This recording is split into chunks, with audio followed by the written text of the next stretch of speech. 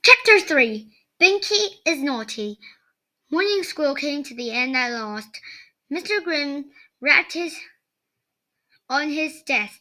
"Attention, all of you," he said. "Dinner will be in 10 minutes' time. Anyone who is late or who has dirty hands or untidy hair will go without." Winks groaned. "It's awful," he said to Peter when Mr. Grimm had gone out. "There's never enough dinner for everyone." So Mr. Grimm just says, "Here you are, your head is untidy," or "Here your nails aren't clean." And about a dozen of us have to go without our dinner. "What a dreadful school," said Peter. "Why did you run away?" "How can we?" said Wicks. You've seen the high wall round the grounds, and all the gates are locked. I wish I would get out of here. It's a horrible place. I really would be good if I could escape." "Would there be room for him in the wishing chair, do you think?" whispered Molly to Binky. "He's so nice. I'd like to help him, Binky."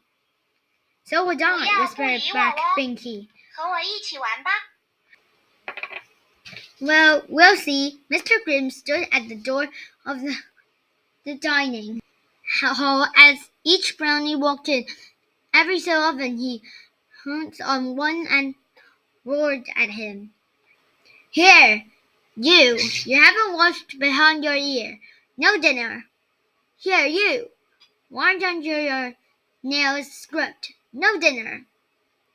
And then Binky tried to slip past him. He roared, "Here, you, why haven't you brushed your hair? No dinner."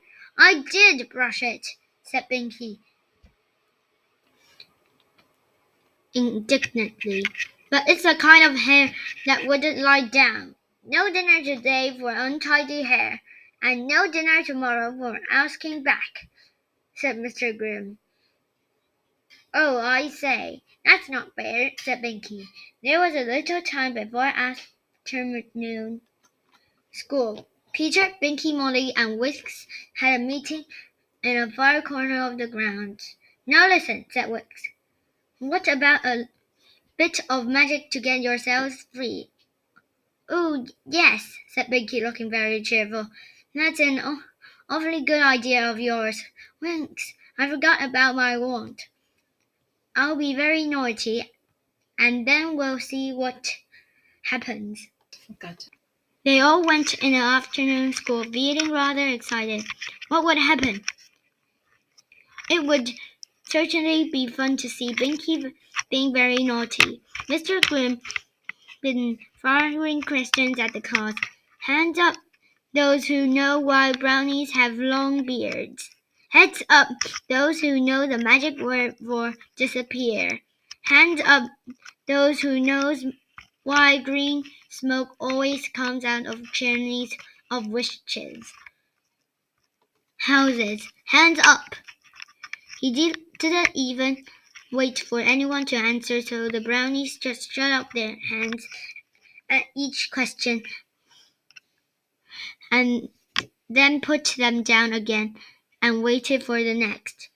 Peter and Molly thought it was the silliest class they had ever attended. "And now, can anyone ask me a question?"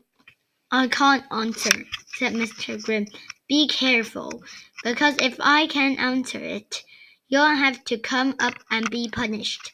The brownies had all been caught by this trick before, so nobody put up his hand. I've got a question, suddenly came out of Binky, seeing a chance to use his wand. "What is it?" said Mr. Grimm, frowning. "Mr. Grimm, why do horses wear hooves instead of feet?" cried Binky. "Come up here," said Mr. Grimm sternly. "That's another silly question." Binky went. "Ha!" he shouted in delight. "I've got my lovely wand." Mr. Grimm snatched at it, but Binky was slipping down the room, waving it. I'll give you all a half holiday. Yes, I will. See my one waving to give you all a half holiday. Go into the garden and play, all of you. The brownies didn't wait. They rushed out of the room at top speed, shouting and laughing.